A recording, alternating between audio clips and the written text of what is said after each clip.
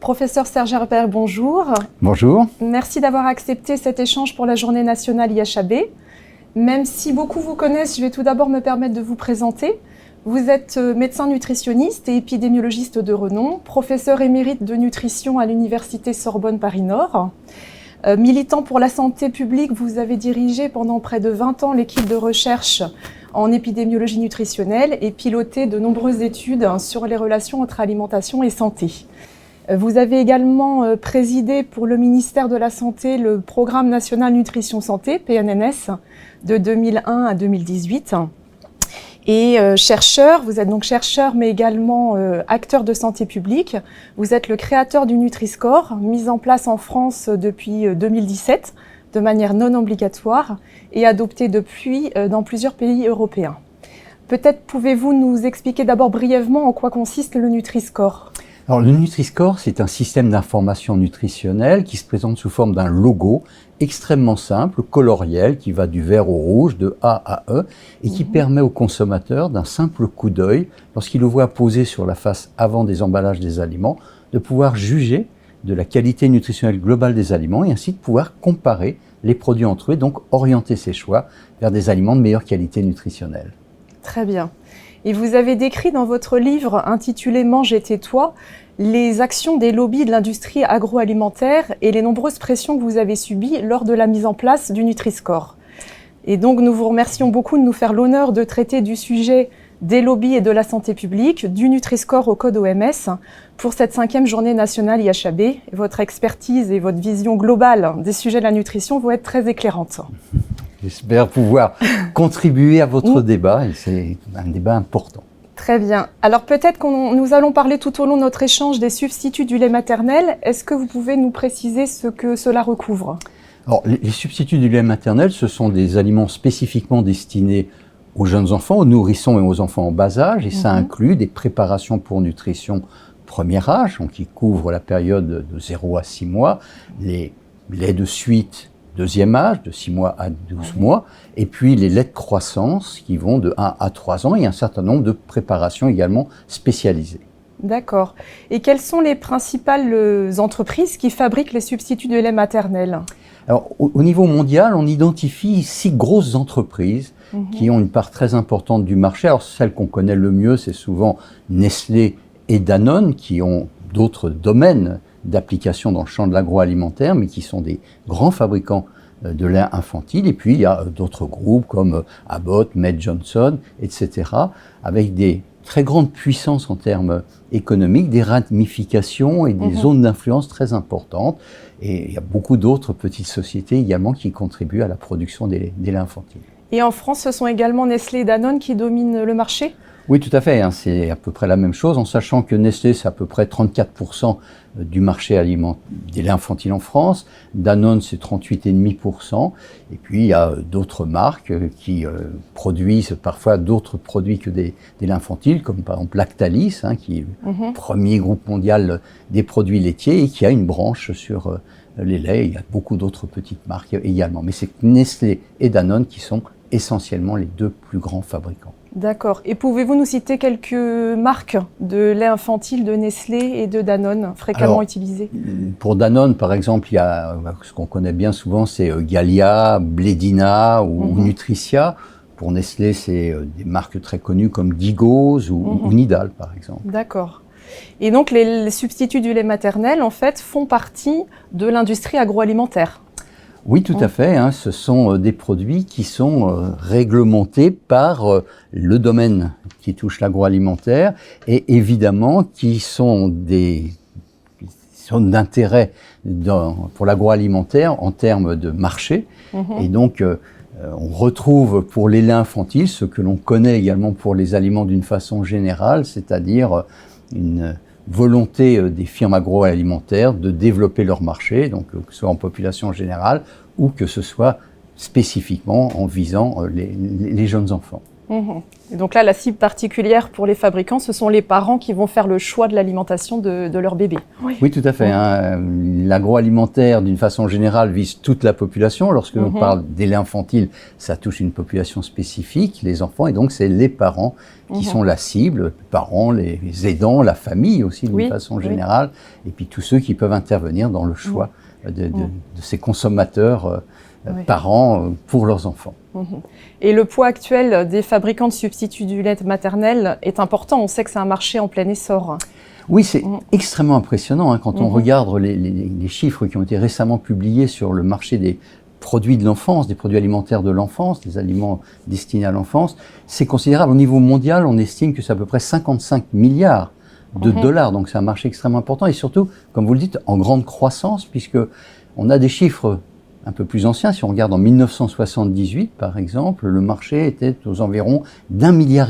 Donc on voit qu'il y a eu une croissance considérable de vente de ces produits destinés à l'enfance, ce qui va un peu à l'encontre de ce que l'on souhaite, puisque dans la promotion de l'allaitement maternel, ça ne devrait pas s'accompagner d'une augmentation de ce marché des laits infantiles.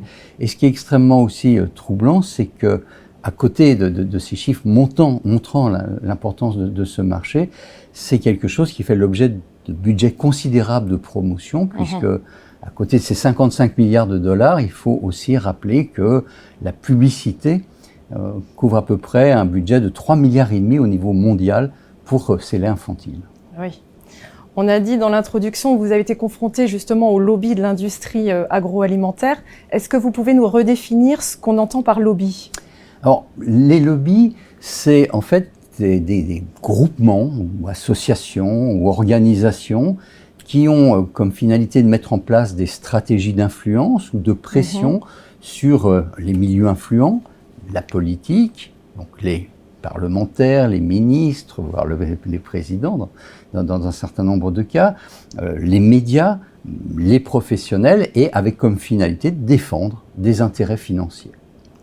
Alors ce sont des groupes de pression, des groupes d'intérêt, on parle parfois de corruption autorisée ou légale, puisque c'est un système qui s'apparente tout de même à une corruption, mais qui est considéré comme officiellement acceptable, ce qui est tout à fait surprenant du point de vue de la santé publique. Oui, et en quoi ces lobbies se sentent-ils menacés par des actions de santé publique ?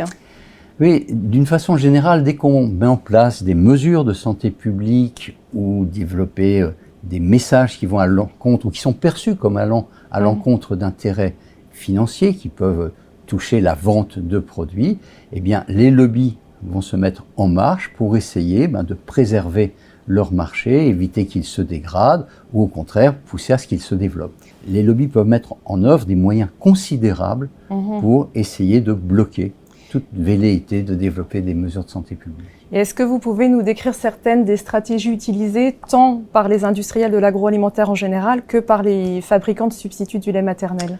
Alors, en effet, il y a des analogies entre les deux points. Bon, si on regarde le Nutri-Score, vous l'avez rappelé, c'est un outil de santé publique qui se base beaucoup sur de la science, de très nombreux travaux scientifiques qui valident son intérêt, son efficacité en termes de santé publique. Pour l'allaitement maternel, c'est pareil. On a de très nombreux travaux scientifiques qui valident l'intérêt tant pour la mère, pour l'enfant à court, moyen et à long terme. Et dans les deux cas, on se retrouve donc face à des stratégies de blocage et qui vont faire appel à différentes méthodes. Dans un premier temps, très souvent, les lobbies essayent de placer le débat sous le champ émotionnel. Alors, pour le Nutri-Score, ça va être de dire, attendez, vous développez un outil qui va empêcher le plaisir, la gastronomie, le partage, la convivialité, qui va toucher des aliments traditionnels. Donc, côté, c'est liberticide, on va contrôler ce qu'il y a dans notre assiette. C'est bien sûr différent pour les laits infantiles, mais l'aspect émotionnel est également très cultivé par les lobbies qui vont jouer sur les peurs, les angoisses, les inquiétudes des parents qui se posent des problèmes. Souvent, ils ne savent pas exactement comment ça fonctionne un bébé, qui se posent des questions sur l'allaitement, leur lait, la qualité de leur lait. Et donc, les opérateurs économiques concernés vont beaucoup jouer là-dessus en essayant de minimiser l'intérêt de l'allaitement maternel, de promouvoir les laits infantiles avec des messages parfois subliminaux sur le fait que c'est rassurant et lait infantile, ça couvre les besoins spécifiques des enfants, c'est basé sur une expertise, c'est donc quelque chose qui se veut rassurant et qui, malheureusement, va permettre d'avoir une diffusion qui va empiéter sur l'image que peut avoir les parents, les femmes, les messages qu'ils reçoivent de promotion d'allaitement maternel. Et ces messages, effectivement, peuvent altérer la confiance des mères dans leur capacité à allaiter. Oui. Tout à fait. C'est vraiment un des points fondamentaux quand on regarde la communication qui est faite, le marketing qui environne donc leurs actions. C'est toujours ce côté un peu, à la fois on vous rassure parce que nous on fabrique des produits qui sont issus d'une expertise. Sur les sites de Nestlé, Danone ou de Lactalis, vous voyez 50 ans d'expérience, 120 ans d'expérience avec des experts et des produits qui ressemblent à votre lait. Donc ça rassure d'un côté si on n'allaite pas puisque des produits qui ressemblent. Le meilleur des laits après le vôtre ou un produit quasiment identique à votre lait. Donc ça se veut rassurant d'un côté par rapport à des inquiétudes qui sont en fait qui sont entretenues par les messages qui sont donnés au travers de ces campagnes de marketing. Et puis ces campagnes de marketing visent aussi une période particulière qui est la grossesse, qui est un grand bouleversement émotionnel pour la femme et le couple, et puis la naissance, qui est un mouvement aussi très particulier émotionnellement, physiquement, psychiquement. Donc les parents sont encore plus faciles à atteindre par ces firmes. Absolument, et les messages sont très bien faits, très fins, très subtils pour jouer sur cette période très complexe, évidemment, sur un plan émotionnel, en essayant de montrer qu'il y a là une solution qui va simplifier, qui va permettre d'avoir un rythme favorable pour le bébé, toujours de couvrir les besoins spécifiques en disant on connaît bien les besoins. Donc votre lait, vous ne savez pas ce qu'il y a exactement dedans, mais nous, on sait ce qu'il y a dedans. Dans ce que l'on produit, et puis ça permet aussi de valoriser le rôle du père qui va aider la mère, donc ce sont des messages intelligents en termes de construction pour essayer de toucher à ce côté émotionnel dans cette période, en effet, de vulnérabilité que représente à la fois la grossesse, la naissance et ce qui suit la naissance. Et effectivement, les firmes de substituts du lait maternel arrivent à faire passer le message que le lait artificiel est presque comme le lait maternel. Donc les parents ne sont pas convaincus des bénéfices supérieurs du lait maternel. Et peut-être aussi qu'ils ajoutent des allégations nutritionnelles ou de santé qui sont soit pas fondées, soit pas assez scientifiquement prouvées.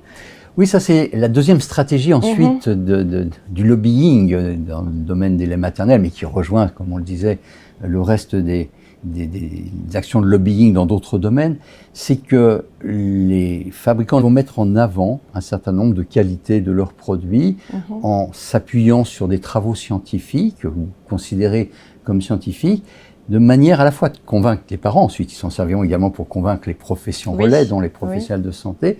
Et ce qu'on se rend compte en analysant les travaux scientifiques sur lesquels ils s'appuient, et ça a été fait par les rapports récemment rendus publics par à la fois le Lancet et le British Medical Journal, c'est que la plupart des études qui démontrent un effet favorable sont des études qui sont financées par les industriels. 90% des études qui trouvent un effet favorable ont un financement industriel. Et on sait, dans beaucoup de cas, que le fait de bénéficier d'un financement privé, le fait d'avoir des liens d'intérêt au niveau des auteurs, des conflits d'intérêts, augmente la probabilité de trouver des résultats qui favorisent celui qui finance l'étude. Donc, quand on regarde réellement ce qui a été fait, d'ailleurs par des analystes qui ont repris l'ensemble des travaux qui sont mis en avant par les fabricants de lait maternel, les résultats ne sont pas probants du tout. Et malheureusement, on a donc une désinformation, mais qui se cache derrière un halo de science. Et est-ce que les substituts du lait maternel peuvent être considérés comme des produits ultra transformés ? Alors maintenant, oui, parce qu'on a une définition des aliments ultra transformés comme des aliments qui subissent des procédures industrielles, donc diverses et multiples, et dans lesquelles on rajoute un certain nombre d'additifs. Et les laits infantiles sont des laits considérés comme des aliments ultra transformés. Dans la classification internationale Nova, ils font partie de la classe des Nova 4, ultra transformés, ce qui est un point aujourd'hui important peut-être dans la communication qui peut être fait pour bien discriminer les laits infantiles produits ultra transformés d'aliments bruts comme le lait maternel. Donc on a une analogie avec l'ensemble des aliments qui sont mis sur le marché où on dit qu'il faut réduire la part des aliments ultra transformés, promouvoir la contribution des aliments bruts. Eh bien c'est quelque chose qui peut être peut-être de façon symbolique utilisé pour promouvoir l'allaitement maternel, qui est la promotion d'un aliment brut aux dépens d'aliments ultra transformés. Une fois de plus, on est toujours dans le cas où on ne dit pas qu'il faut allaiter, que toutes les femmes allaitent, ou qu'il n'y a pas de place pour les substituts de lait maternel, mais il faut qu'ils soient réservés, ces substituts de lait maternel, soit à des indications précises, ou si les femmes, après avoir été réellement informées, décident de ne pas allaiter. Mais il ne faut pas qu'il y ait cette promotion, ce marketing extrêmement insistant aujourd'hui des fabricants pour minimiser l'intérêt de l'allaitement maternel, donc promouvoir leurs produits à une finalité purement économique. Et les fabricants de substituts de lait maternel occupent énormément le champ médiatique. Voilà, vous avez raison. En fait, dans la stratégie, on fait appel à l'émotionnel pour créer des éléments de langage, un contexte. On développe, soi-disant, des travaux scientifiques pour essayer de fournir une base scientifique à un discours. Et puis ensuite, on diffuse tout cela dans les canaux médiatiques multiples. Alors c'est les journaux, mais c'est aujourd'hui les outils digitaux, donc les réseaux sociaux, Internet, et puis avec l'utilisation de podcasts, de tout un tas d'éléments qui permettent à la fois de diffuser une information qui touche un grand nombre d'individus, et puis un peu d'être plus à la limite des messages, puisqu'on sort un peu des canaux traditionnels dans lesquels il y a une surveillance un peu plus fine tout de même de ce qui est dit. Et puis il y a une disponibilité H24, 7 jours sur 7 d'experts en nutrition, de nutritionnistes qui est proposée par les firmes de substituts de lait maternel aux parents. Ils sont même plus disponibles que ne peuvent l'être les soignants. Oui, ça c'est vraiment un point extrêmement fascinant, c'est que dans la stratégie des lobbies, c'est de mettre en place des plateformes de réponse aux questions. Et en effet, 24 heures sur 24, 7 jours sur 7, donc c'est quelque chose qui peut donner l'impression d'être un service rendu aux femmes ou aux familles qui se posent des questions et qui pourraient avoir un expert, une diététicienne assez facilement. Donc ce moyen-là aussi est un moyen, là encore, de diffuser de l'information, de donner une image extrêmement positive, mais qui n'est pas obligatoirement un élément qui devrait être géré par les opérateurs économiques qui eux-mêmes ont des choses à vendre. Et vous avez raison, ça se substitue parfois à la vision du rôle du professionnel de santé qui devrait être la source d'information principale.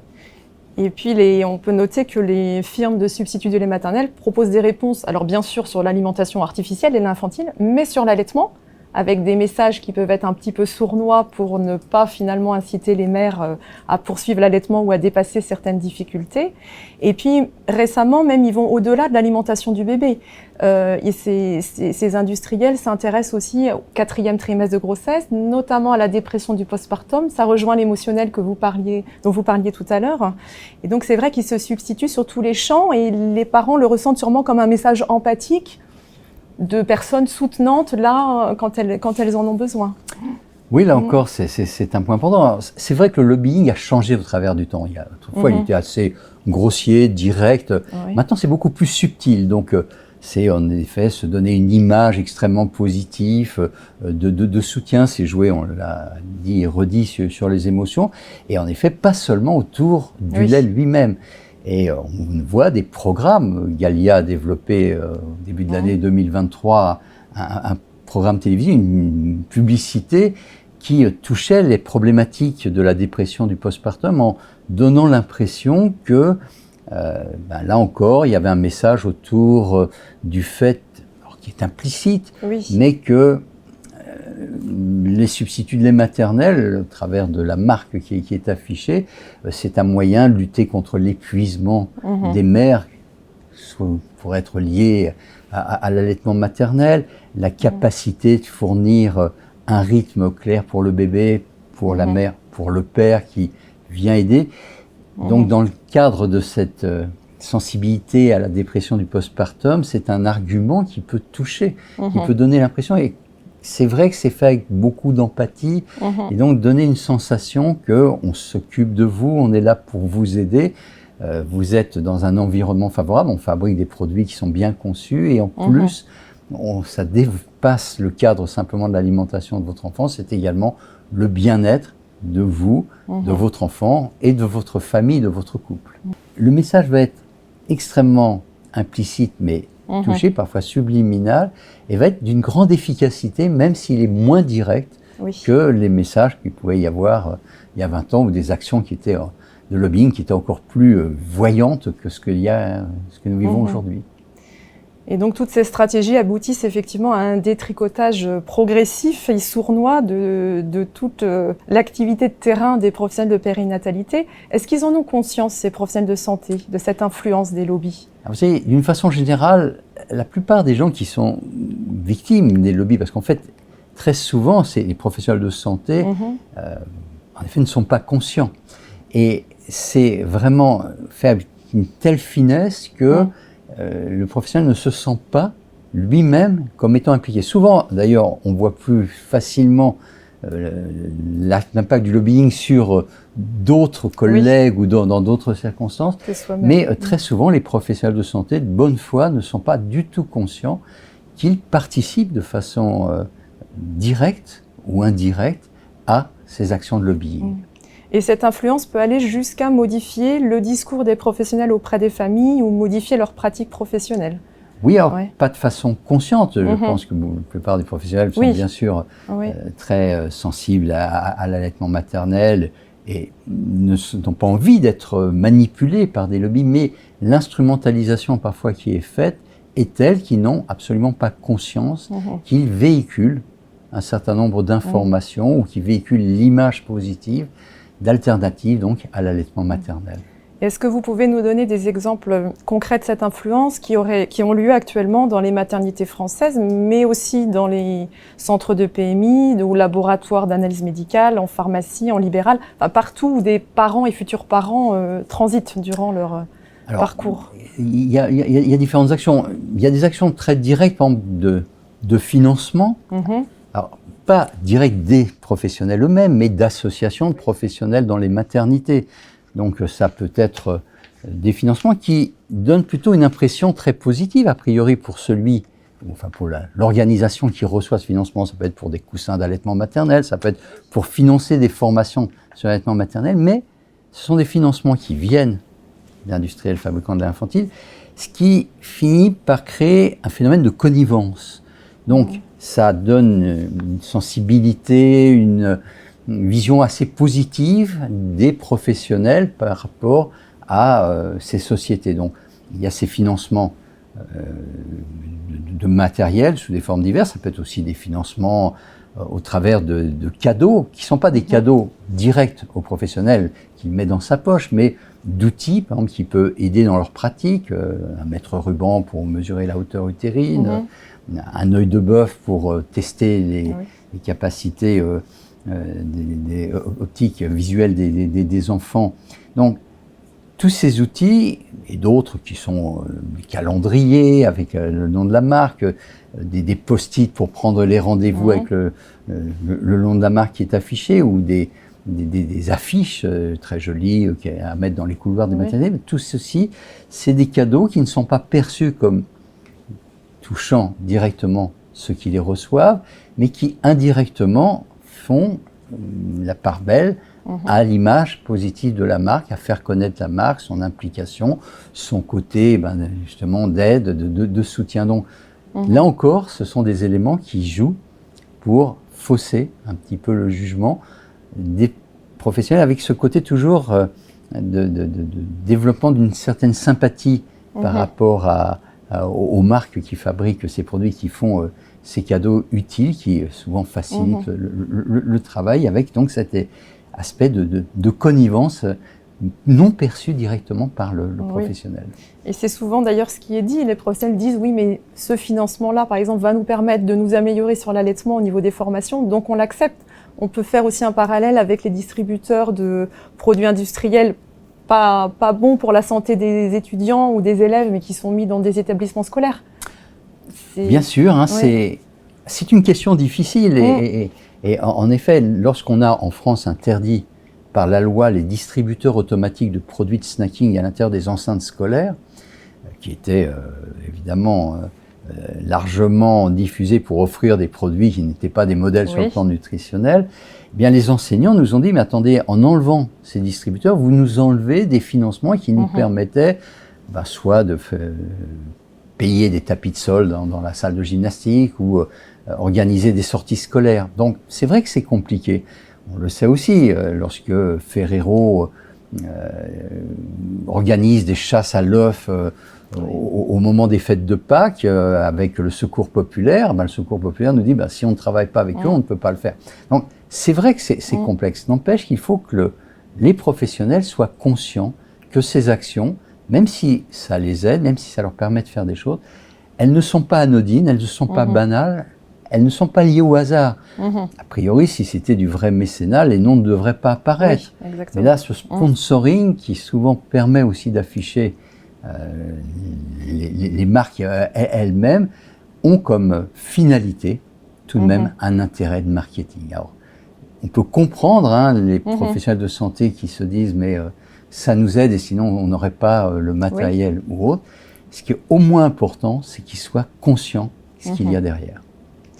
Et parfois, les professionnels de santé, dans les services de maternité, par exemple, sont utilisés aussi comme des intermédiaires entre les parents et les fabricants de substituts du lait maternel. Alors oui, ça peut arriver, parfois à leur insu. C'est le fait de donner, à l'occasion de photos d'enfants qui sont prises, où les coordonnées des parents sont recueillies, où on sait si une femme allait ou non, ces données fournies aux photographes, parfois finissent dans les fichiers de fabricants de lait infantile qui vont développer des stratégies de démarche à domicile, d'appels téléphoniques, d'envoi d'emails, de documents, de petits cadeaux ou d'informations. Donc, parfois, à leur insu, les professionnels, ils n'en sont pas conscients, servent de support pour développer des actions de marketing.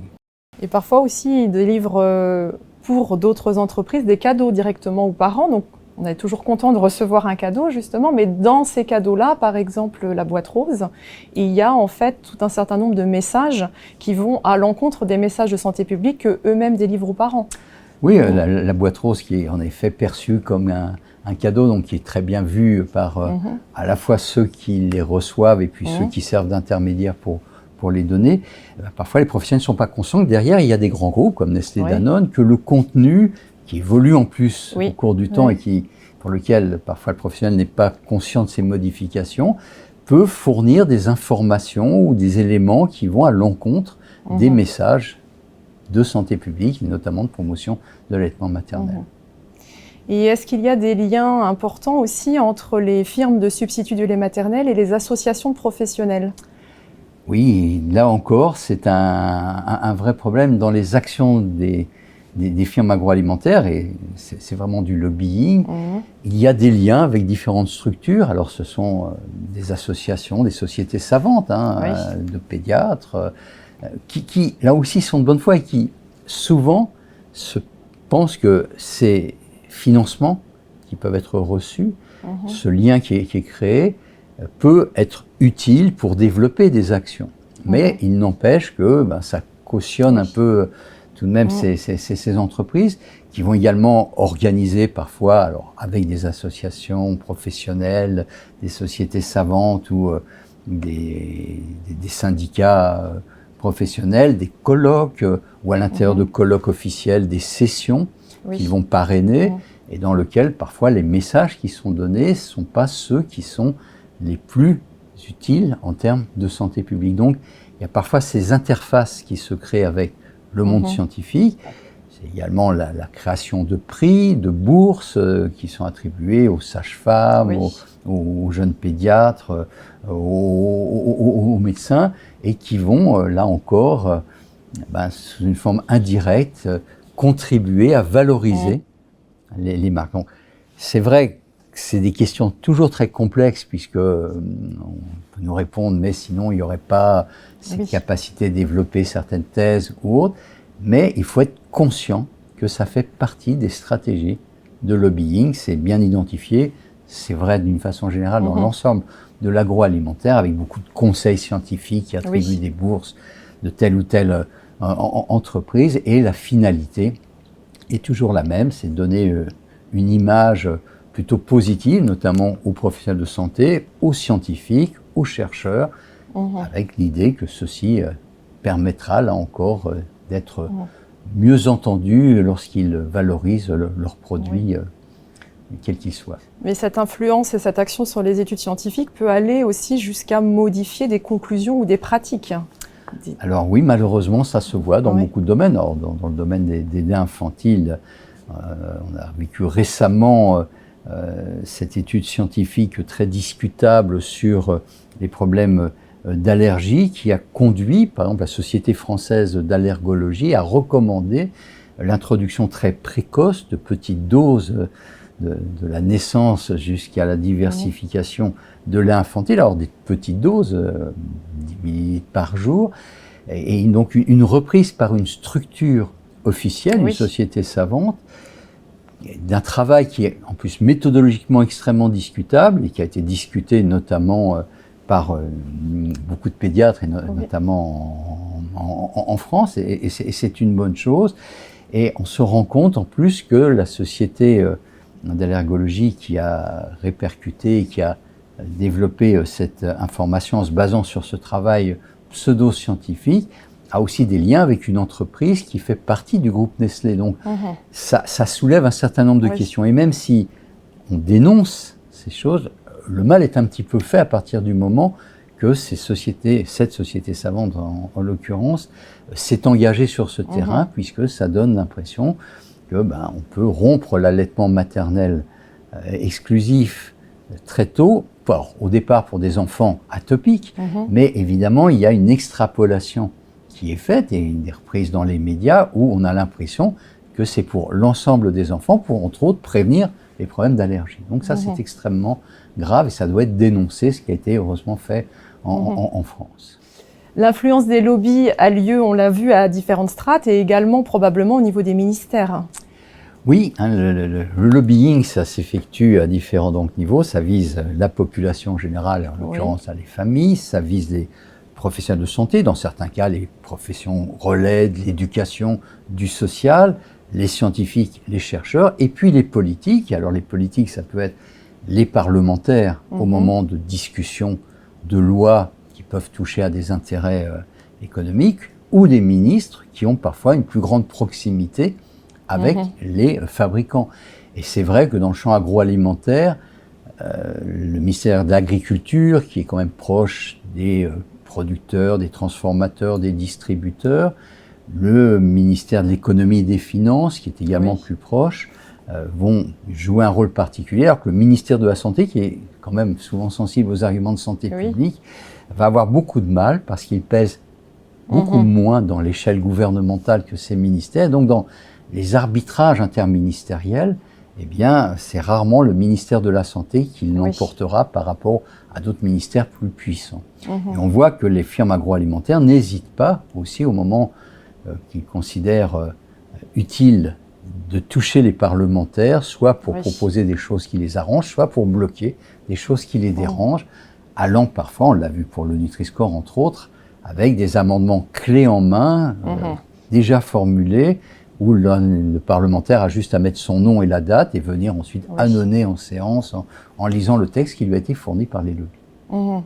Et l'influence des fabricants de substituts de lait maternel aussi peuvent inciter à une sous-réglementation des produits qu'ils vendent et inciter à limiter les ressources pour des services qui accorderaient de l'importance à la promotion de l'allaitement maternel. Ça peut aller jusque-là. Alors ça peut aller jusque-là. C'est maintenant difficile puisque, comme on le disait, le lobbying est très subtil. Donc on a beaucoup plus de mal aujourd'hui à montrer l'évidence des choses. Mais oui, l'idée, c'est d'empêcher toute réglementation qui va à l'encontre de l'intérêt. Alors certaines passent. Il y a une interdiction de la publicité pour les laits premier âge, mais par exemple, il n'y a pas d'interdiction de la publicité pour les laits deuxième âge ou les laits de suite. Et ça, c'est vraisemblablement des lobbies qui agissent pour empêcher ce qui est une norme d'ailleurs dans certains pays et qui serait une nécessité. C'est d'autant plus important aussi que on voit que les sociétés agroalimentaires, c'est vrai pour les infantiles, c'est vrai pour l'ensemble des sociétés agroalimentaires, militent pour rentrer dans un système où ils n'auront pas à déclarer les liens d'intérêt, les cadeaux. Les industries de santé, du médicament ou des dispositifs de santé, ont l'obligation d'inscrire dans un registre national qui est public tout don, quelle que soit la forme. Ça va depuis offrir un colloque à un scientifique ou à un médecin, financer une table ronde, inviter au restaurant ou même payer un café. Ils ont l'obligation de l'afficher. On souhaiterait que cette méthode qui est saine de transparence, qui permet d'ailleurs à ceux qui reçoivent les cadeaux d'être conscients que c'est quelque chose qui va être rendu public et qui n'est pas anodin, et puis à ceux qui les donnent, de les forcer à peut-être limiter leurs actions. On n'arrive pas à obtenir que l'agroalimentaire soit sous le même régime que l'industrie pharmaceutique, et évidemment les lobbies sont très actifs pour empêcher qu'au niveau parlementaire, cette question soit saisie par les députés ou par le gouvernement pour faire un projet de loi à ce niveau-là. Mais c'est bien là qu'il faudrait agir au niveau parlementaire. Et d'ailleurs, ça fait longtemps que vous œuvrez là-dessus pour que ça change au niveau de la loi, parce qu'on ne peut pas espérer une autorégulation des industriels. Oui, on a vraiment beaucoup de recul dans tous les domaines de la nutrition. Toutes les autorégulations, que ce soit pour la publicité, le marketing, que ce soit pour l'accessibilité économique, que ce soit pour l'information, la transparence ou les messages, tout ça ne fonctionne pas, l'autorégulation ne fonctionne pas. On a vraiment beaucoup de travaux, pas seulement en France, mais d'une façon générale en Europe et dans le monde, qui montrent l'échec des autorégulations. C'est-à-dire qu'il est obligé de passer par des lois. On a fait des tentatives d'autorégulation, mais on voit au total que ça ne fonctionne pas. Et donc, la seule alternative possible pour imposer un système qui soit réellement efficace, c'est de passer par des réglementations, par des lois. Alors à IHAB France, on n'a pas attendu la loi. Ça fait des années en fait qu'on demande à toutes les maternités en démarche de labellisation Amis des bébés de remplir une déclaration d'intérêt et de dire en toute transparence quel don en fait telle et telle équipe de maternité a reçu de la part des fabricants de substituts du lait maternel. Ça permet d'abord une prise de conscience, c'est difficile, mais ça permet de prendre conscience qu'il peut y avoir des liens, des conflits d'intérêts et de rechercher une diversification des apports financiers. C'est vraiment une très bonne chose, c'est un très bon modèle avec en effet ces deux niveaux, c'est la sensibilisation, parce qu'en effet, beaucoup de nos collègues, beaucoup de professionnels de santé, puéricultrices, infirmiers, kinésy, médecins ou autres ne sont pas conscients de ces problématiques des liens d'intérêt, donc ils sont de bonne foi, et donc attirer leur attention dessus, c'est extrêmement important. Et puis ça a un autre effet, c'est que ça permet l'effet de refuser certains types de cadeaux, ou quand on les reçoit d'être conscient réellement de ce que ça représente. Donc c'est vraiment une très bonne chose qu'il y ait ces déclarations d'intérêt. Il faudrait que ça devienne vraiment obligatoire tout à fait. Pour l'ensemble de l'agroalimentaire. Et un outil précieux pourtant existe, c'est le code OMS, donc qu'on appelle le code international de commercialisation des substituts du lait maternel. Est-ce que vous pouvez nous décrire un petit peu de quoi il s'agit? Oui, ce qui est extraordinaire, c'est qu'on se rend compte que depuis longtemps déjà, les institutions internationales, les experts ont réfléchi à ces problématiques. Le code international donc, de l'OMS dans ce domaine date de 1981. Donc il a plus de 40 ans. Plus de 40 ans. Et dedans, il y a absolument tout pour réglementer, pour réguler la commercialisation des laits infantiles, des tétines, des biberons, donc tout ce qui va permettre d'empêcher un marketing agressif. Ça fait plus de 40 ans, ça a été voté au niveau international par l'Assemblée mondiale de la santé, donc il y a une reconnaissance, il y a tous les éléments, ça reste totalement à jour, mais la difficulté, c'est son application, car ce sont des recommandations et que malheureusement, elles ne sont pas souvent appliquées, elles sont parfois détournées. Très souvent, les opérateurs économiques considèrent et affichent qu'ils suivent ces recommandations, mais parfois ils les détournent, les contournent et ne les suivent pas parfaitement. Donc, là encore, la recommandation, elle existe, le matériel existe, le problème qui se pose, c'est comment permettre qu'il y ait une véritable application, que ce code soit mieux connu, et plus que mieux connu, qu'il soit réellement appliqué. Et là, ça pose le problème de l'intégrer dans la législation des différents pays. Donc c'est un levier sur lequel il faut agir, oui. Oui, il faut particulièrement agir parce que certains pays l'ont fait, donc on voit que c'est possible. Et on a même maintenant des données qui montrent que là où il est intégré dans la législation du pays, on a une amélioration significative. Elle a été chiffrée de l'ordre de 20% de la pratique de l'allaitement, que ce soit à la fois du nombre de femmes qui initialement allaitent et l'amélioration de la durée de l'allaitement. Donc on a maintenant même une documentation scientifique qui étaye, qui permet vraiment de prendre conscience que l'intégration dans la législation de ce code de référence permet réellement d'améliorer la situation. Oui, c'est vraiment, il faut le voir comme un bouclier, un protecteur pour les familles qui protège l'allaitement, mais qui protège aussi l'alimentation artificielle par une réglementation à respecter et qui protège aussi les professionnels de santé. Ce code ne vise pas à empêcher la vente des produits. Il ne s'attaque pas du tout aux produits. Il s'attaque au marketing extrêmement agressif, sournois, subtil, qui accompagne. Donc c'est vrai que c'est un outil utile pour protéger la santé des enfants, de la mère, donc vraiment la santé publique. Et puis ça permet d'avoir un cas très précis pour la production, la commercialisation et les messages qui sont faits autour des laits infantiles. Donc c'est pas du tout quelque chose qui attaque les laits infantiles, mais qui attaque le marketing agressif, anormal et inacceptable autour de ces produits. Et étendre la connaissance du code OMS et l'appliquer, idéalement, est un des objectifs de la convention qui lie Santé publique France à IHAB France, pour toutes les maternités françaises, là, bien au-delà des seules maternités labellisées. Oui, c'est vraiment très important. Tant qu'il n'est pas intégré dans la loi, ce qu'il faut, c'est qu'il y ait ce travail d'information pour le faire connaître, pour bien montrer que c'est un outil validé, qui est vraiment extrêmement utile, qui n'est absolument pas donc quelque chose qui est négatif pour personne, mais qui a un véritable intérêt pour protéger donc la santé publique d'une façon générale. Donc c'est extrêmement important de le faire connaître de manière à ce qu'il soit réellement mis en pratique. Et ça a été très bien repris dans les séries du Lancet dont vous parliez tout à l'heure, effectivement. Oui, alors vraiment, ce sont des documents extraordinaires, ces 3 grands articles du Lancet et puis le British Medical Journal aussi qui a sorti un certain nombre de papiers, parce que là, on a une revue complète des données de la littérature faite de façon extrêmement scientifique et qui montre à la fois les pratiques de marketing qui existent et puis les bénéfices que l'on peut attendre d'une réglementation, d'une régulation en s'appuyant donc sur cet outil qui, une fois de plus, c'est extraordinaire, existe quand même depuis 40 ans.